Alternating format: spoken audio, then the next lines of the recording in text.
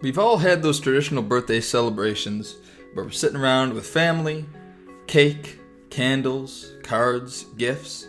But you ever sit there and think, why do we do this? Why have we started doing this? What's the history behind doing all this? Well, let's get into it. So there's pretty cool histories behind all of these aspects of the birthday celebration, and let's start with the birthday cake.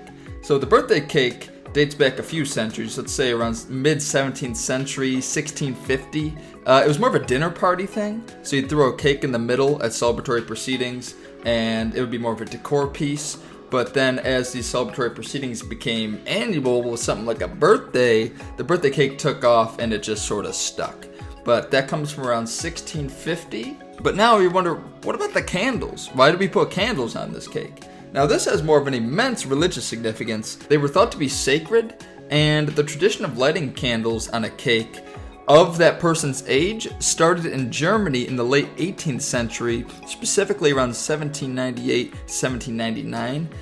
The birthday person was asked to make a secret wish while blowing out the candles, and it's believed that that wish would come true.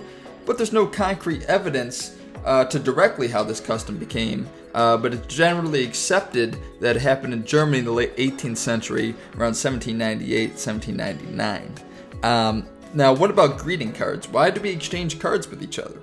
Well, exchanging cards goes back to ancient Chinese and Egyptian civilizations who exchanged notes of goodwill on papyrus and paper scrolls on important occasions like, say, New Year's. The tradition of sending birthday cards is a little more recent. The tradition of sending birthday cards is native to Victorian England. Most of the cards were made by hand back in the day to celebrate one's birthday. Now, obviously, today we see very large printed, mass-produced cards you could buy for 50 cents at the store. But back then, they were very in-depth and handmade and very cool. Back in ancient times, birthdays were only really reserved for monarchs and gods. It was Romans who started birthday celebrations for common men, but only men. The male's 50th birthday party was held in a grand state where they get this cake made of flour, oil, honey, and cheese, but sadly females would have to wait till the 12th century to celebrate their birthday. Now, what's cool about the birthday celebration is how multicultural it is.